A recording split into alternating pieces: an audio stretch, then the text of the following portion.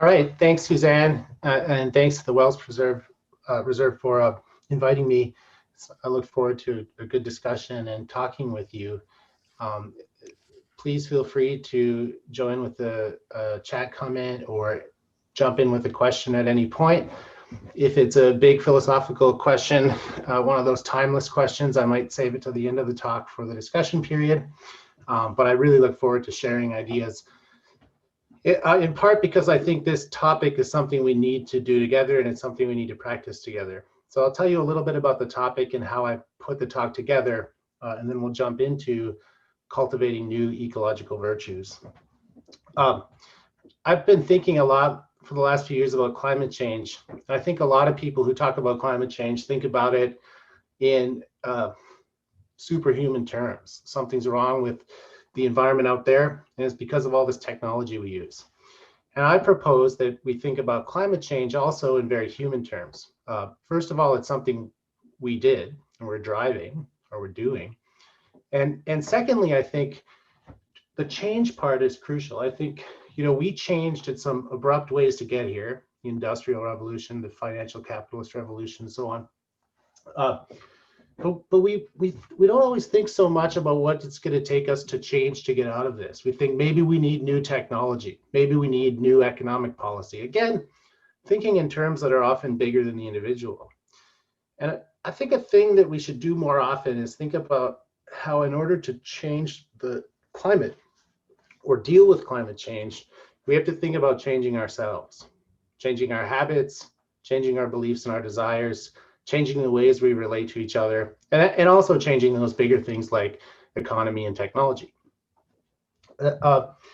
So that's kind of what I want to do in this talk. I want to think, what would it take, and in what ways do we want to change ourselves to address that massive issue we're all facing, right? So I don't think this talk is opposed to those other things I mentioned, like engineering or finance. It's just a psychological and personal way of asking, what do I have to do in my own life? And what do people around me have to do? How do we have to change our character to address this problem? And then also this bigger philosophical question of why? Why should we do that, and why does it matter? In other words, what are we sustaining when we talk about sustainability? What way of life, what values, what meanings? Are we just going to preserve this, another version of this unsustainable thing we're doing? Or are we going to think about it in a more existential and ethical way? So to do that, I want to share with you some ideas from a philosophical tradition called virtue ethics. I'm going to present this in beginner terms, although the ideas get a little more complicated. This is drawn, if it seems simplified, it is. It's drawn from philosophers like Aristotle and John Dewey and Simone de Beauvoir, among others, who articulate their philosophy in terms of how we develop as people, right? By the time you're ever in the position of being a philosopher or a Democrat or Republican or whatever, by the time you're ever thinking about who you are and what your values are, a lot of those values have already been shaped for you, right? And so virtue ethics is a way of doing philosophy that starts from that question of, how is my character, how are my beliefs and values, how are my virtues and vices shaped from early on? And what would it take to harness that shaping? The second thing I like about virtue ethics is that I think it is an environmental philosophy. So I think it's a philosophy that is inherently rooted toward a sensitivity toward environments, but it's also naturalistic in its way of thinking about what's good. Ethics, one thing about ethical life, about virtues, is a question of what's good. And virtue ethics draws on nature, this idea of health or flourishing, to answer that question, that thing that we debate a lot, like what should we do? What's good in our lives? So I think of virtue ethics as an environmental kind of philosophy, not just with applications, but in its very nature is naturalistic and environmental. And third, I think it has some neat implications then for how we can think of human values, and especially character values like virtues, vices, more ecologically or as ecologically attuned. And that'll be a bit later in the chat. So that's why I want to talk about virtue ethics. A little bit about me. I teach at the University of Maine environmental ethics, medical ethics, existentialism, the history of philosophy. My own work is really about what environments are and how organisms shape their environments, and drawing a concept of holistic health from that, and then applying it to our habit change and social issues. I've been thinking about that with respect to the pandemic. I lead contemplative forest walks Fridays at noon at the university for much of the semester. If anyone's interested, you could email me. My contact info is here and we can share it later again. A lot of my earlier thinking about this is encapsulated in a book I wrote called The Birth of Sense, that you could look at sometime.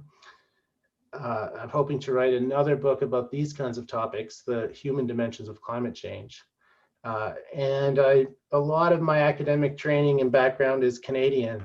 I mentioned that in the spirit of being neighbors, and also thinking cross-culturally a little bit about the values that animate American and Canadian life. They're very, very similar. And so thinking about them provides a very safe but productive contrast, I think. And I have the welcome to Maine sign here. The way life should be. I think that's, you know, some people might think that's presumptuous, but I really like that idea, the way life should be. That statement is really the substance of what ethical thinking is about. So if you want to get into this topic of ethics, I think we got to start there, from this idea that many of the other sciences and human ways of looking at reality study reality as it is. You know, the chemist looks at molecules, the pollster looks at public opinion and tries to measure what it is today in 2021. So they're all kind of, these other approaches, the things we learn in university or might do for a career, a lot of them are oriented toward the world as it already is. And ethics really takes its starting point from not the world as it is, but the world as it should be. Now, we might disagree about that, but that's what makes it so interesting. And that's the, I think, definitive thing in thinking about ethics. We're not talking about what is, but what ought to be. How can we change the world and ourselves? How should we? So I want to take as this guiding question of whether and how our character traits have ecological consequences. Alongside that, how can our thinking about our habits, whether we're reading a self-help book, talking to a friend or therapist, reading deep works of philosophy and thinking about it abstractly, how can we make that practice of ethical habit making and reflection more ecological? Are there some character traits, things you might notice and like in other people, for example, that you could describe as eco-virtues? Conversely, can we identify habits in our culture and ourselves that are ecologically dangerous? And we'll get into that later, some vices. And so virtue is this idea of looking at habits in terms of, you know, I talked about virtue ethics. Virtue ethics is this deep way of looking at habits, right?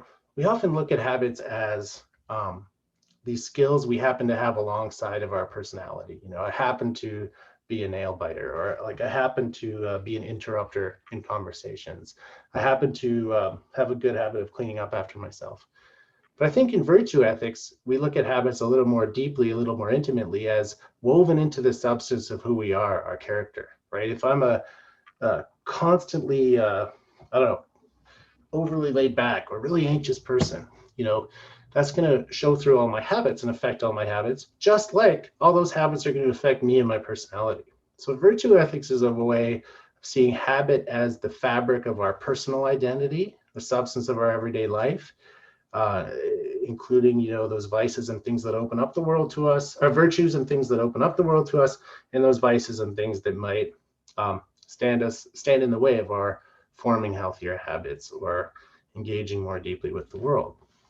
So already right there, you can see in that just by having the idea of virtue and vice, you have something like an ecology of habit. You might think of a virtue as a habit that's particularly attuned to other people in your environment and your own skill level and your needs and what you need to do to develop more. You might similarly think of a habit that's insensitive to the environment, that closes you off from listening to other people or noticing the effects of things you do around you.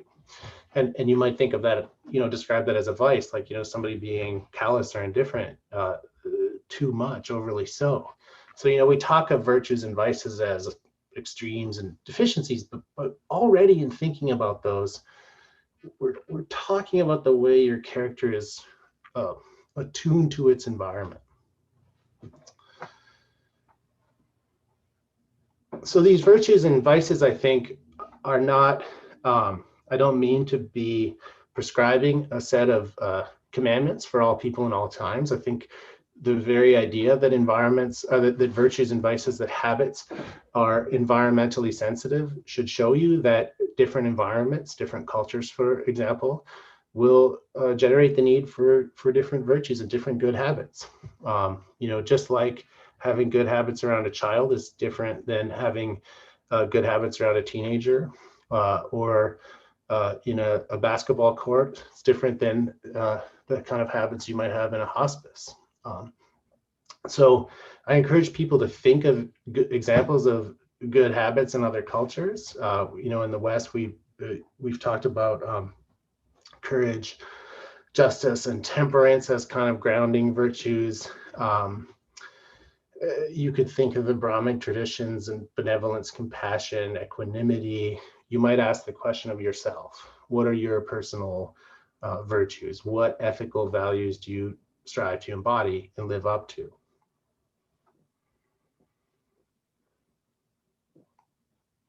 Part of the idea of virtue ethics, then, is not just developing good habits for the sake of something else. You might read a self-help book to be a better realtor, or be a better ecologist, or be a better lobbyist. But virtue ethics is a way of thinking, like I said, about why those habits are good and what they should be oriented to. And virtue ethics, from the Aristotelian tradition, draws on this idea that healthy habits are habits that make us excellent, that create the conditions for forming more good habits, and habits that are capable of being shared and fostering excellence in others. So that idea of health or flourishing is, I think, really crucial to what animates virtue ethics, and why I think it could be really helpful in thinking about climate change, because we're, by many metrics, not flourishing, not that healthy.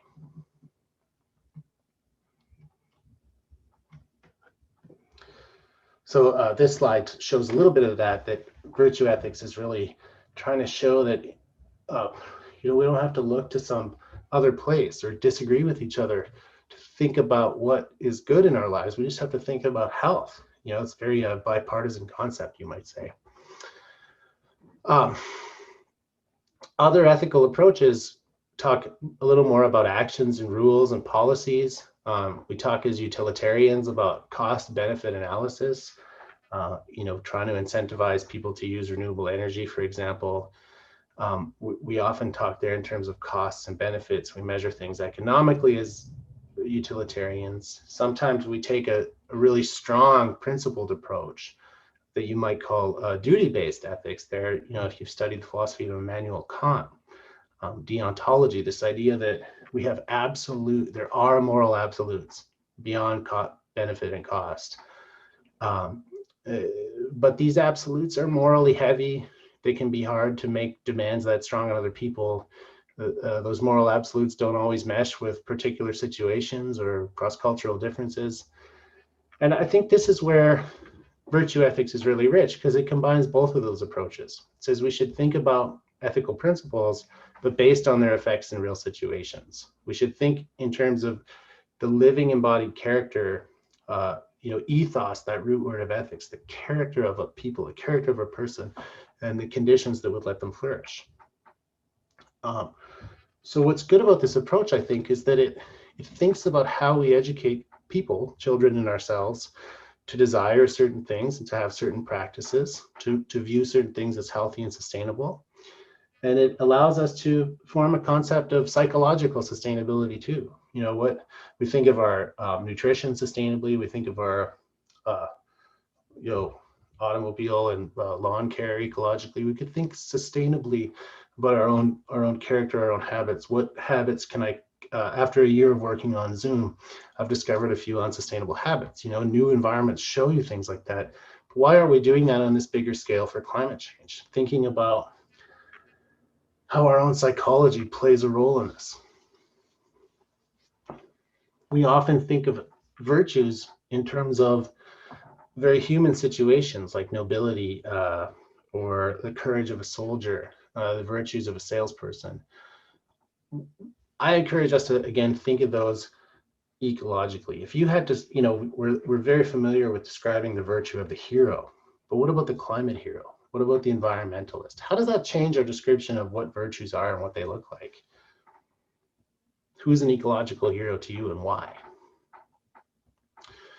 Virtue provides a long-term approach, unlike thinking about rules or the particular rightness or wrongness of actions. It thinks about your character development over a lifetime, thinks therefore intergenerationally. A lot of people feel like, well, why should I care about this thing? And virtue ethics tries to build that sense that human flourishing doesn't happen in a day. It doesn't happen in a single lifetime. It's happened over generations. That's something we have to pass on. So I think that the challenge there maybe is to expand our conception of what the good life is and what it looks like to changing ourselves to future generations. So I think it's really important to interrogate habits. We talk about riding a bike. The good thing about that kind of habit is that if you know how to do it, you don't really forget it. The bad thing about that is that you don't really have to think about it anymore. So I said,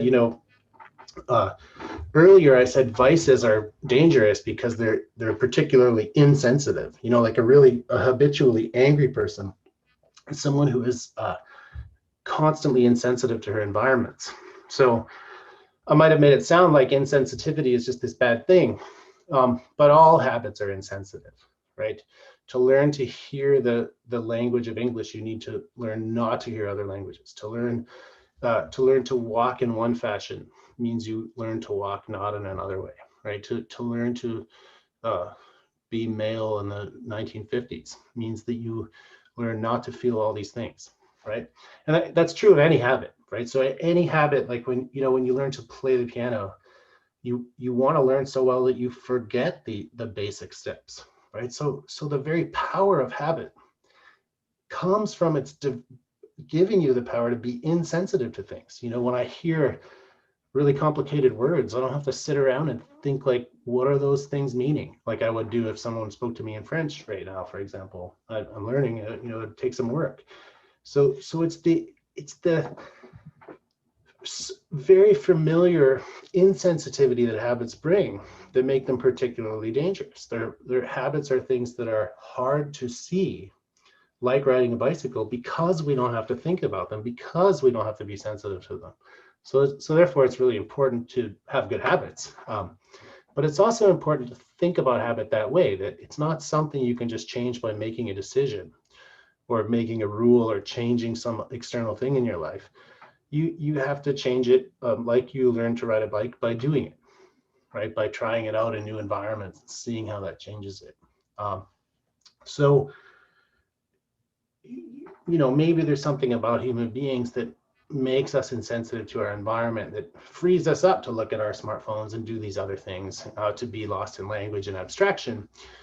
But that means that all of our habits come with this kind of elemental insensitivity to the environment, and we will never be fully aware of that. So that's this thing we got to be careful with, to notice even our best habits are so familiar that they're unreflective, right? That's because they're these dispositions formed over a long time. We form good and bad habits the same way. I'm a good or bad bike rider by riding a bike, just like I'm a good or bad guitar player by repeatedly playing the guitar. And so I think one thing we can do here is learn to look at a lot of our everyday behaviors as slowly building up ecological habits, or slowly building up ecological vices. So a little bit about why I think this approach is so difficult and also so rich and challenging here. I think for a lot of its history, ethics has been, like I've said, a kind of anthropocentric or human-centered project. Um, we talk about, for a long time, for example, in Aristotle's time, most discussions of virtue were about men because, men lived in an exclusive public domain where virtues could be demonstrated. It was a patriarchal, sexist society. And so, looking at virtue there is going to be a little bit limited. And the later virtues we developed, other cultures, we could think about intellectual virtues or piety. We could think of Roman virtues. We could think of all these different virtues of corporate North America in the 20th century. We could think of responses to that Greek situation, like the feminist ethics of care. I think it's really important. But a lot of those approaches are limited to our one species. The feminist ethics of care might be a little interesting because they talk about interspecies care. But I think when we think about virtue ethics, we should think about our relationships with animals, not just how we train our dogs or cats, but where we put animals in our ethical life, and plants and ecosystems, and how they sustain us, and how they have not often been the focus of ethical discussion, right? We want to see the result, like the courageous person in battle. We're forgetting sometimes about what it takes to get someone there, right? It takes this background environment of a healthy planet, a healthy society. And in fact, if the world was a little bit healthier, there might be less battle and conflict. There have been some studies in Nature, I think, about whether it's possible the Syrian conflict was exacerbated by drought and climate change, for example.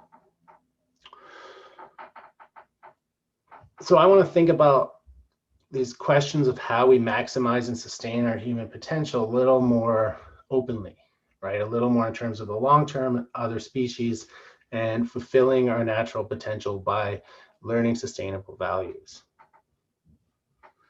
Thinking about where we develop our habits and the kind of ways our environment shape our habits is important too. Asking that question of whether different people in different situations and different environments have different virtues they might demonstrate. The virtue of Wangari Maathai, the tree planter behind the Kenyan Greenbelt movement, for example, is different than the virtue of Greta Thunberg or someone working out in the woods in the 100-mile wilderness documenting different species loss, right? The virtue of each person is a little bit different. So we could think a little pluralistically here too. And I think one of the reasons the discussion of environmental virtues is also so interesting is because we can point to them, right? This is something Aristotle says about virtues. You recognize a good guitar player. You recognize someone who's heroic. So maybe we can think about who some of those people are and what they're demonstrating to us.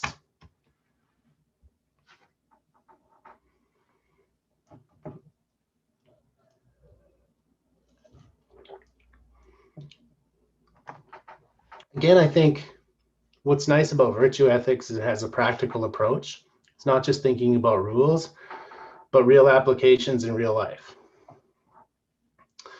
It is based on this idea that we have to find, so virtue, whether you're talking about any of these philosophers, is always a matter of a balance. We talk about the golden mean or the golden rule. A golden mean is a balance between two extremes. So a virtue is a habit. It's really hard to have a virtue because you have to balance it between these opposite things, right? Being brave is the balance between being fearful and cowardly and being rash and reckless, right? So it's easy to fall on one of those extremes. It's hard to be in that middle.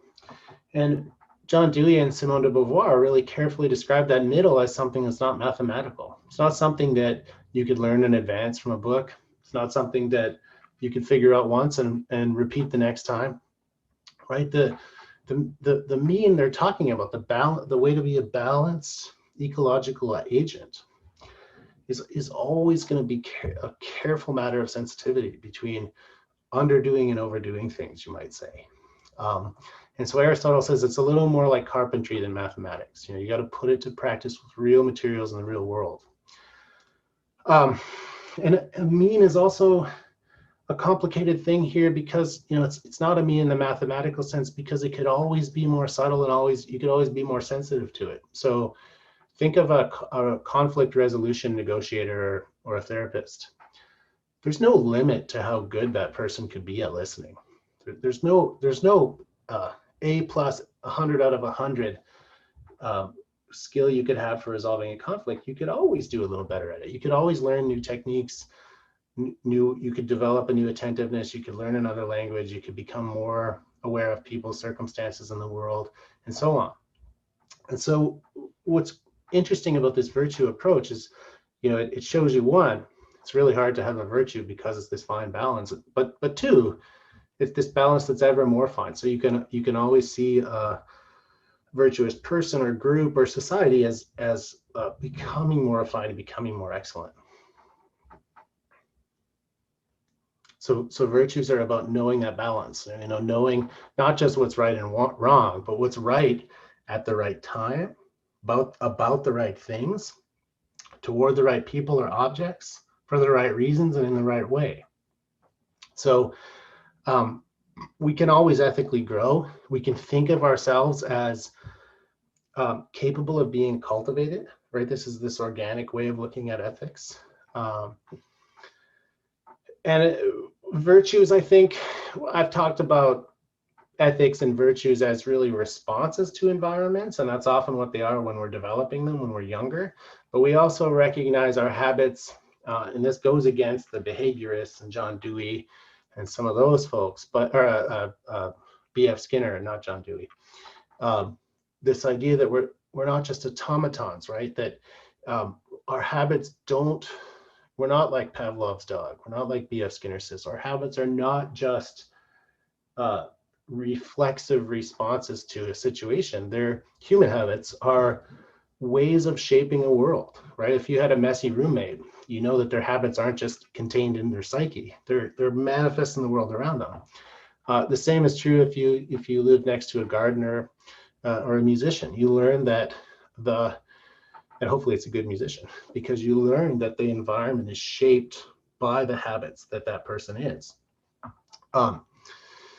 So I think that's important too, because if we think about virtues as shaping and building environments, we might think of ecological virtues a little more carefully and value them more, seek them out more. So the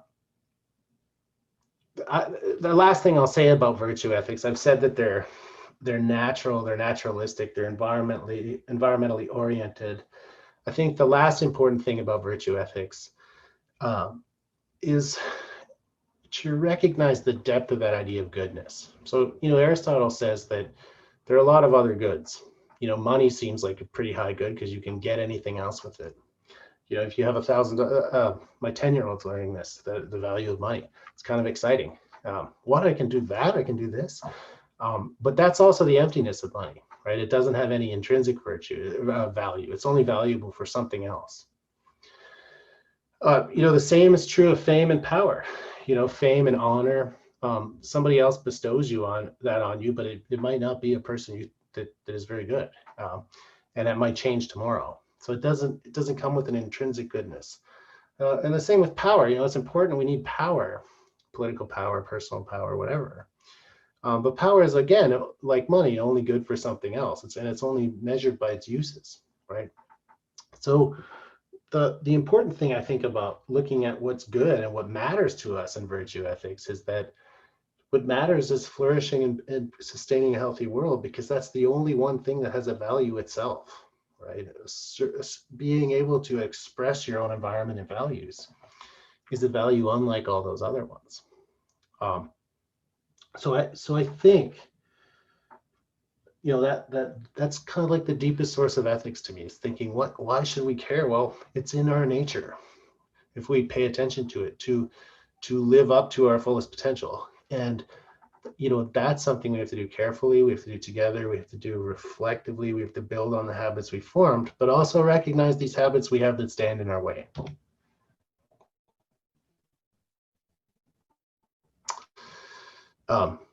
You can think of developing a virtue like listening, I think is a really good example I mentioned, because there's no limit to how good you can be at it.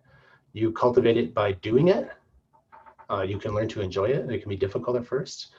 And through listening, you can really grow past your preconceptions, like learning to appreciate a new abstract style of music or understand a new language, learning to listen to somebody who comes from a different class than you, right? Or has different beliefs than you, different political spectrum.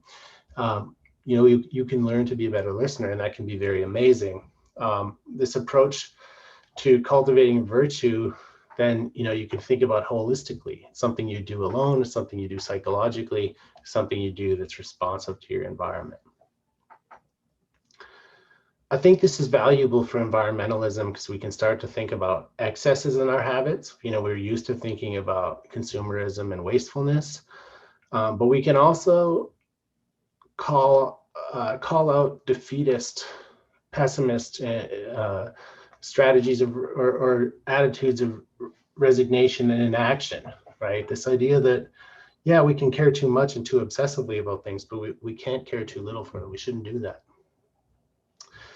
Virtue ethics provides, like I said, both a naturalistic but a pluralistic orientation to values. By looking at our nature as beings who flourish instead of little machines who have DNA in us, we're not limiting ourselves to one hardwired idea of human behavior and human nature and therefore human goodness, right? We're saying our nature is made out of this natural potential. Even our genes are affected by the kinds of environments we give them. And so we can have a philosophy that's naturalistic, but also, I think, pluralistic, that's open to these other ways of seeing. Virtue ethics, like I've mentioned, allows us to think of ethics and human character as always sustained and developed through an environment, and it can engender sustainability promoting habits.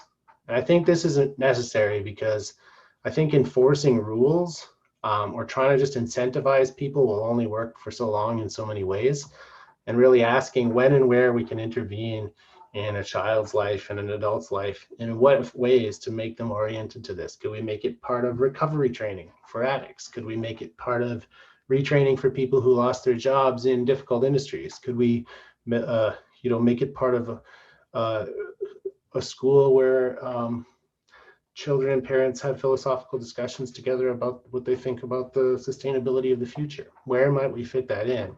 And I think virtue ethics comes with recognizing, the next great saxophone player or chemist is going to come from the next generation. We might think it's really in the new generations where we can see the most effectiveness. A lot of us have habits that are pretty formed. Like, I'm used to driving a car. I'm used to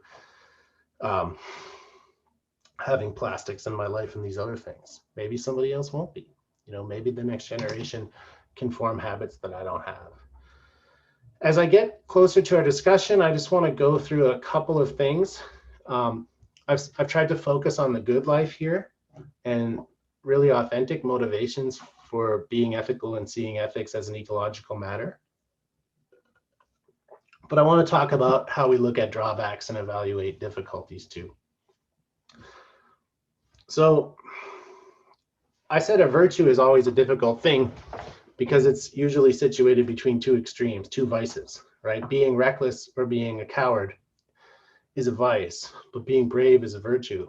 It's really hard virtue because being brave in different times means different things, and it takes a really virtuous person to sense that. Some actions just aren't like that. Some actions don't admit of a mean. So murder, extinction, there's no just amount of those. There's no like balanced amount of extinction that you need to happen. So some things in the world just don't have that kind of balance built into them. So the virtue ethics approach does, it's not forcing you to think one way. It's not authoritarian or dogmatic, but it's also not therefore totally without moral standards, right? Some things you, as a virtuous person, you recognize there's no amount of that that's good, right? So there's no amount of ecocidal behavior that's good. There's no amount of species or ecosystem loss that we can see as good. Those would be examples. We can also think of two categories that are really challenging. I'm only going to mention them here, but I think this is helpful in understanding the moral psychology of why climate change is difficult. And that's that we have delinquent habits of decadence and abandonment. We have habits where we know the right thing, but do the wrong thing anyway. You know, I know it would be better to bike to work for my health, for the planet's health, but I drive anyway. I know it would be healthier to buy this food, but I buy that food. And I think trying to figure that out, why we do that, is a big part of this problem. So try to think about what it would take to have a deeper appreciation of the good than just knowing what it is, right? How do we motivate people to care about that? Do we need to inform them better? Should we help people with willpower? Do we have too many temptations around us? Is this part of like a culture with too strong of an advertising industry? That's something I want to think about. John Dewey says bad habits have this hold on us because we are the habits. So I want us to be aware, and these are habits we struggle with a lot, right?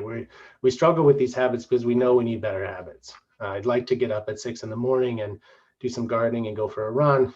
Instead, I hit the snooze button or don't even have it set that early. So these kinds of abandonments of moral principle, of having lax habits, you could say, it might involve some guilt or awareness that another way of being is possible. And I think that's why they're valuable habits to seize upon, because they have a re-educative possibility built into them. What I see as the dangerous ones, the wicked problems, are vices. And we can think about vices in the traditional senses. We can think about vices in this new ecological sense. Aristotle says a vice is unconscious of itself. So a vice is a bad habit that limits or precludes the possibility of even being seen as a bad habit. You know, so a person who's really defensive, for example, they don't even see they're defensive. If you try to point out to them they're defensive, they're going to get even defensive about that. So that's a habit that is a neurotic habit. You could say that's a neuroses, a habit that hides its own nature, right, as defensive, right? And a lot of people are defensive when you want to talk to them about climate change because they feel threatened, and you know, maybe there's a certain defensiveness in our culture about that. So the danger about vices is that there are these behaviors, these ways of valuing that become self-perpetuating, self-hiding, or self-occluding, and they limit our growth. They close us off. They're in a way not ecological. They're dangerous because they evolve training us, or us learning to want something as if it's good or the thing we should do when it's really not good. So a lot of those habits, I think, have negative ecological impacts, and those are ones we want to think about. Should we think about indifference, apathy, greed, wastefulness, are any of these things that might be described as ecological vices? And I don't want to judge people. I'm not here to pass judgment, but to, in a way, understand what motivates those things. Like, again, like the defensive person, I don't think you gain anything by attacking someone like that or judging them, but by understanding what makes them tick and what makes them move, what motivates them to care about those things. You know, we talk about virtue signaling. We got to be careful about that, not to be sanctimonious or self-righteous. That itself is a form of vice. So even in sharing virtue with other people, we want to be balanced about it. We don't want to not do it, but we can easily overdo it. And the people who find that virtue in the middle, I think, are really remarkable, great teachers and leaders. I'm not going to go over this whole chart. I'm happy to share this with folks later, but I just drew some distinctions here between a mean in the middle, virtues in the middle, and vices on the other sides. The first few being kind of classical virtues, and then later some new ones. So I said, instead of a false confidence about the climate or total climate anxiety, maybe we can develop a virtue like circumspect concern. Instead of an anthropomorphism or anthropocentrism or romantic sentimentality for a return to nature without humans, perhaps we can cultivate this middle attitude of respect. Maybe we can cultivate conscientiousness, interdisciplinary work, and vulnerability as ecological virtues. If we had a little more time, I go through these. I can come back to this if people would like in a minute. I have a lot of concluding questions here, but I'll just skate over the biggest ones. How do you think of climate virtues? Who is your climate hero? How do you think of how we should tackle the wicked problem of indifference, one, and then vice, two? These bad self-perpetuating habits. Can we expect that same kind of growth from everyone, and how should we motivate it? How can we incentivize it?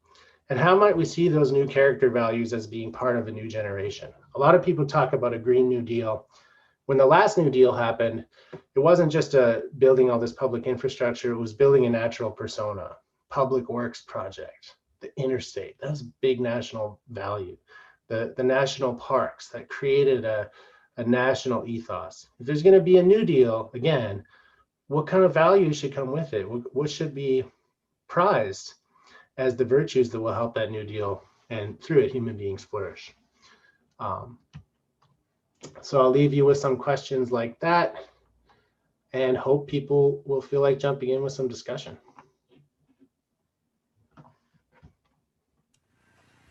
Thanks so much, Don. You gave us a ton to think about there. Wow. Does anyone, yeah, just feel free to unmute yourself if you have a question or a response. And again, there's a little microphone on your screen. You should see where you can just click that and it unmutes you.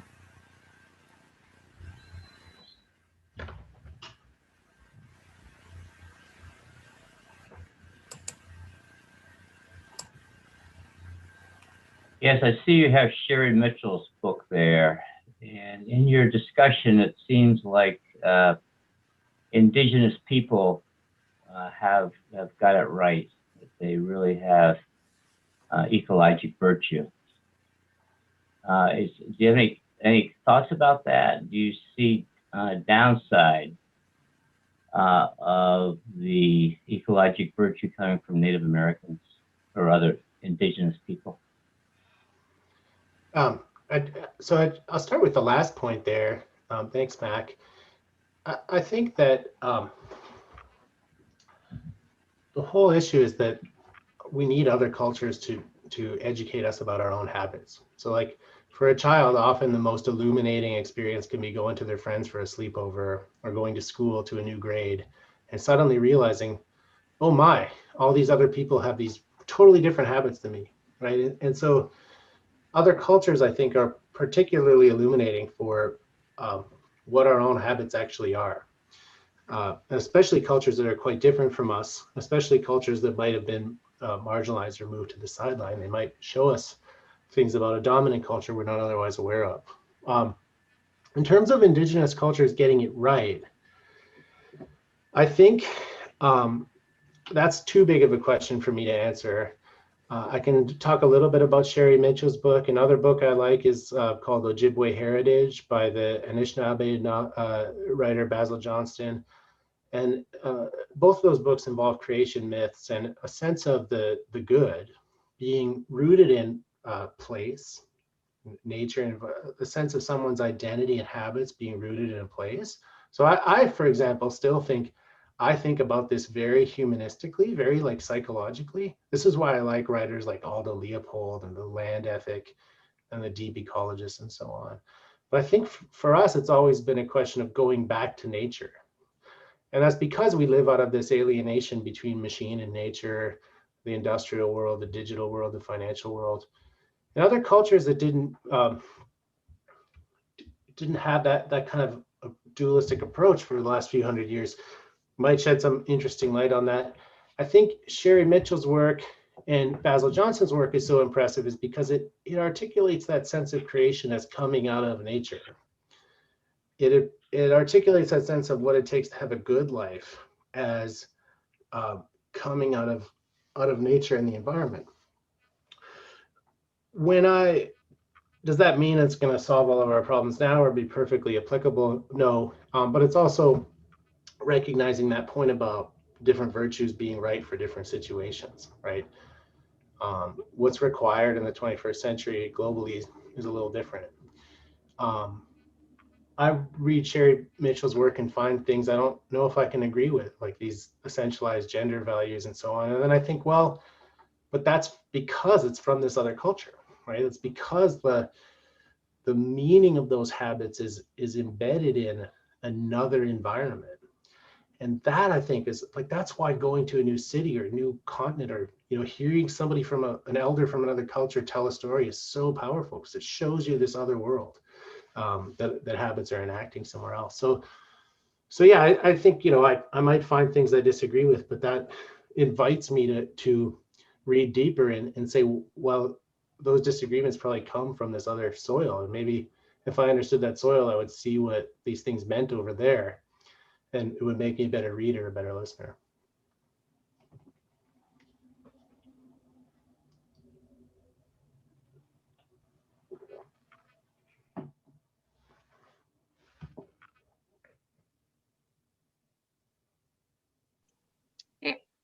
I have a question. This was wonderful. So many things to think about. Thank you. I was thinking in terms of like human behavior and habits and kind of your discussion around that in terms of messaging, you know, environmental messaging, like just something as simple as, you know, trying to turn the tide on bring your own reusable bag, like simple behaviors that are habits. And I think that they're unconscious sometimes. Do you see a way that messaging can change with maybe a focus on virtue or some, instead of saying, you know, here's a sea turtle and it has a plastic bag that it's eating, instead of that kind of framing, is there a virtue framing or something within us that could be drawn out through messaging to change behaviors? Thanks, Karen. Certainly, I work with some environmentally oriented colleagues in communications and journalism, and they really work on like how to communicate risk and environmental risk, and just like that question of how to change someone's mind when they disagree with you. And they're really getting to the weeds with the comparison of methods and the psychology of it.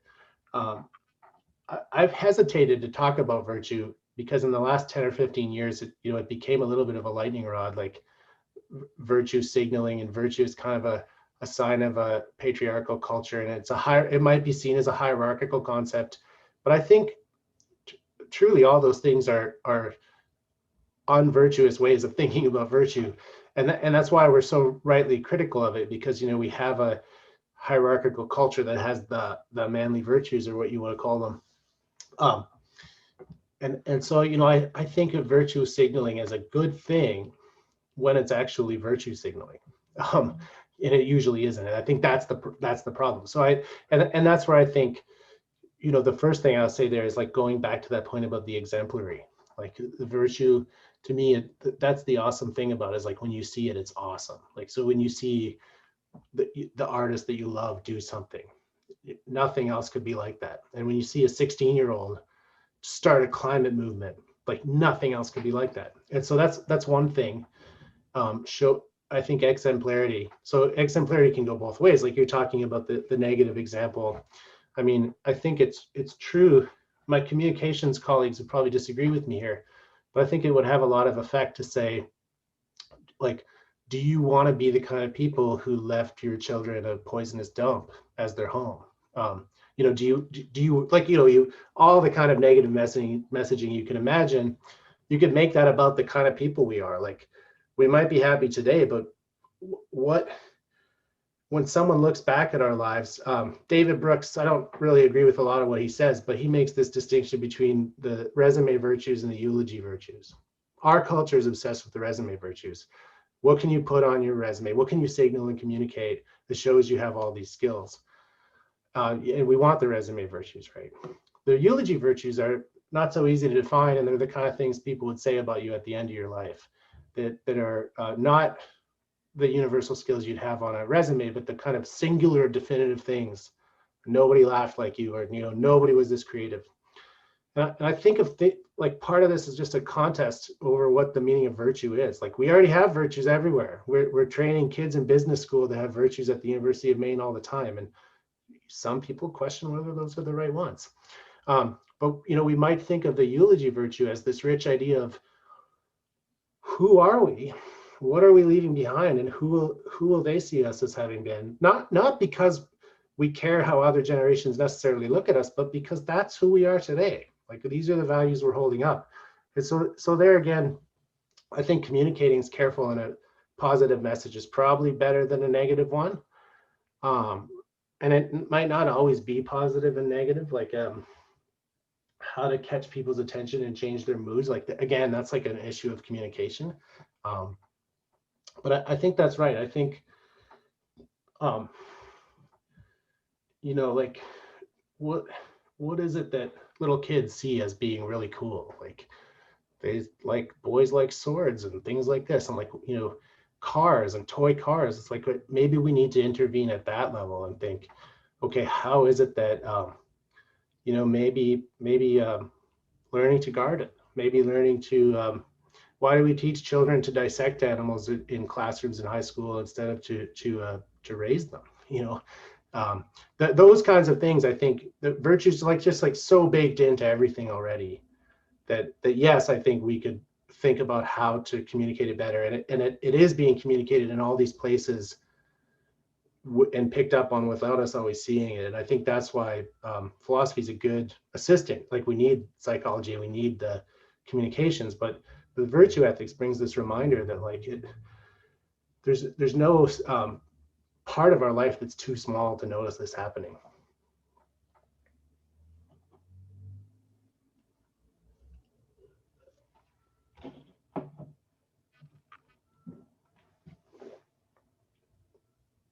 We're coming to one, but I'm happy to stick around for another few questions, or if maybe this connects with what other people have thought about before, or maybe you have your own climate hero you want to share with the group.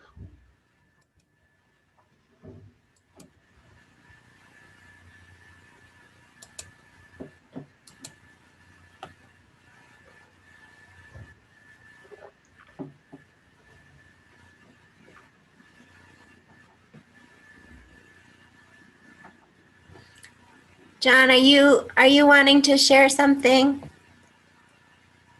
think you might have the mute. Yeah, we have, let's see. Can we unmute?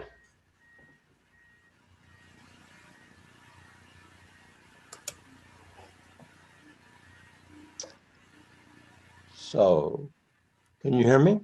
Yeah, Yeah. thanks. Okay. I just want to add another dimension to your discussion, which I enjoyed immensely. And to talk about an area of environmental issues that I've been working in for several years. And it's to view the problem of the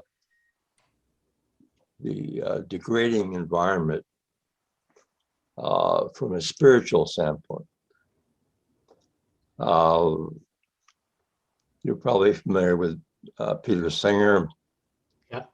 Addressed this issue, and it's my hero is like a lot of them in the environmental field, but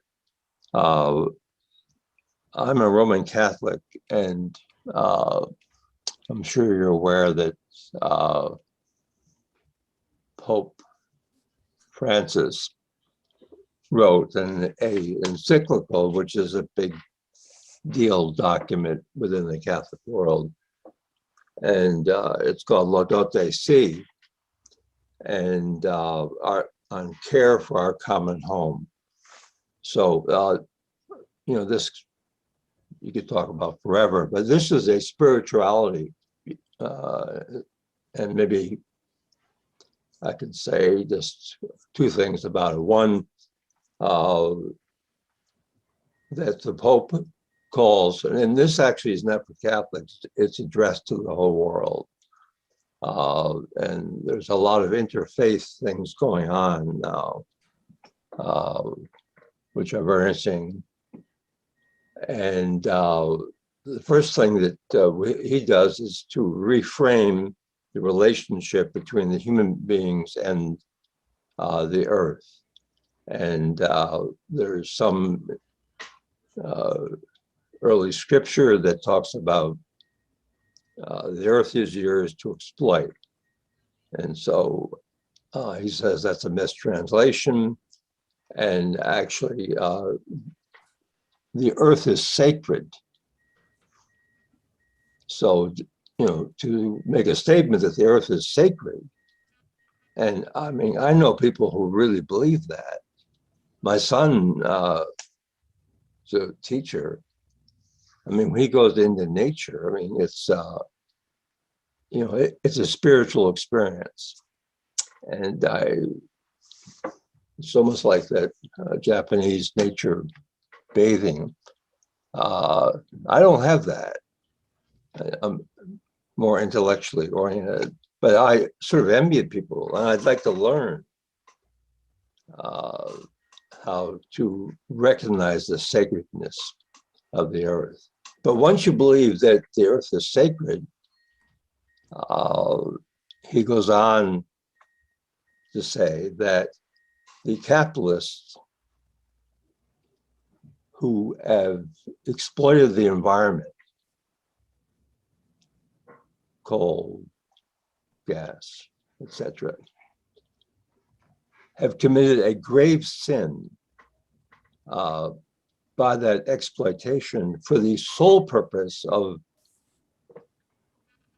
getting a lot of money. And so he doesn't say they're evil, but he just about says that.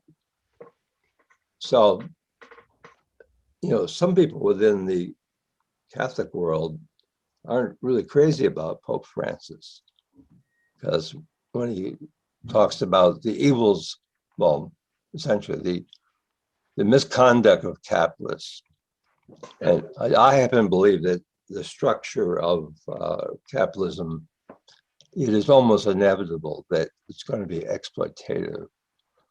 I had the great honor of being involved in the tobacco litigation in Maine. I'm a lawyer. And so I did that.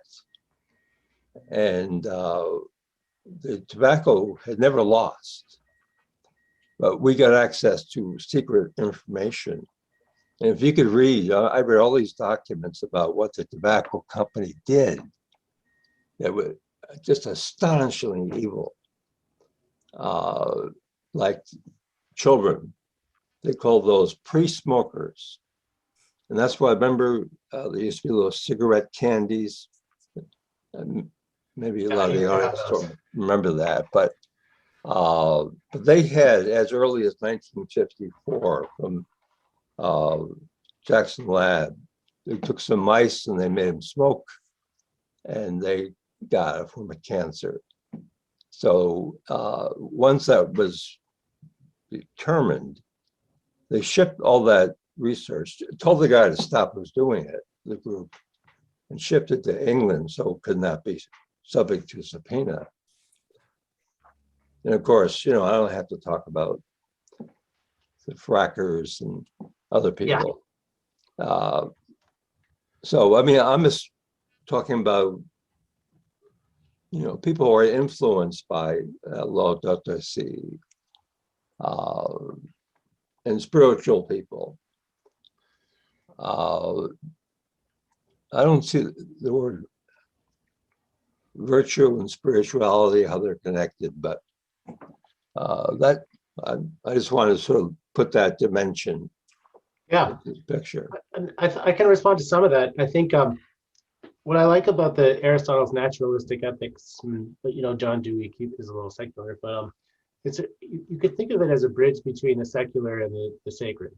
And so what I like about that is that you don't have to be on either side of that to really appreciate the points, and then what you take to be the bigger conclusion and the bigger picture, well, that can be up to you. So for example, I think that the whole idea that we look at nature as more than just a machine, so I think we looked at nature at Newtonian's Darwinian science. It looks at nature as this big cruel machine or cruel game. But the older way of looking at nature was in terms of life, in terms of possibility as being greater than actuality, in terms of a purposeful form. So when you see a squirrel running up a tree, it's because that's just what a squirrel does, and that's what a nature of a squirrel is. It's not because it's a machine driven by hormones and DNA. And so I think in the older way of looking at things, you have already something like an idea of an intrinsic purpose there in nature. And if you want to look deeper behind that, you kind of have to look at nature itself as something as purposeful. Okay. And that means you can no longer look at finite things around you as merely finite. You got to in some sense account for the infinite. And that's, Aristotle has his own conclusions, but the Christian applications of that are quite interesting, I think. So, you have a lot of tensions in the history of the church, but you have figures like St. Francis, Yes. who don't leave a lot behind, who provide this naturalistic model and this interpretation of the Holy Spirit. Also, the Neoplatonic tradition is in a way, Plotinus and eventually Augustine, this way of looking at nature as, again, the site of the realization of this thing that's impossible to represent or think of, or this thing beyond action. It's not a guy with a beard, but it's certainly not going to be captured by anything around you either. And that Gnosticism is really interesting in Christianity. But then I think to the point about so there you could start looking in the Aristotelian model for something like divinity or wonder. You could also just read writers like Thoreau and Emerson who will bring you into nature a little bit, maybe share some of that passion, many others. But the question about evil, I think that's a tricky one too, because Augustine talks about evil as the absence of the good. I think that's really powerful. It's not just somebody who's like nasty and malicious. It's someone who doesn't have sight of what matters most.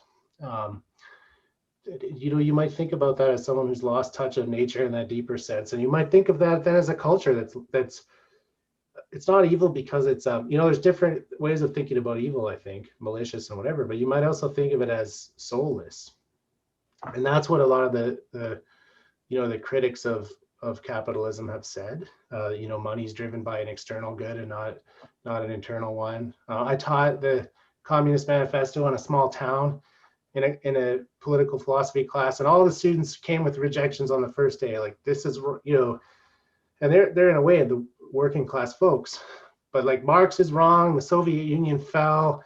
This is like historically debunked. I said, okay, you all disagree with Marx. I get it.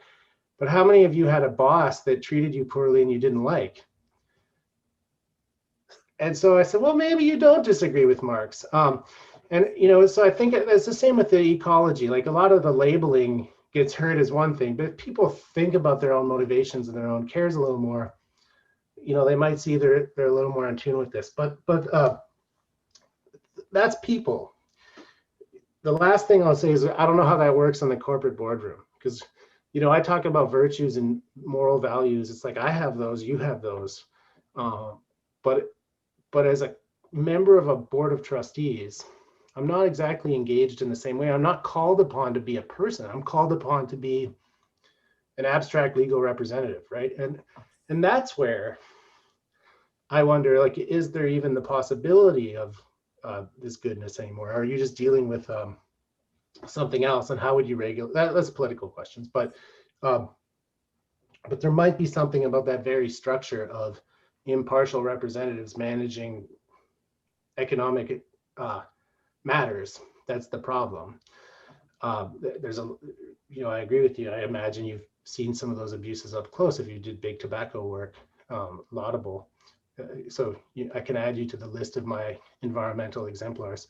But yeah, the spiritual question is a deep one. But I think the virtue ethics and looking at nature more deeply is a nice bridge, that you might be a secular scientist and find the view compelling, but you might also be a Franciscan or a Augustinian or other kind of Catholic who says, there's something in there that speaks to me, and my approach to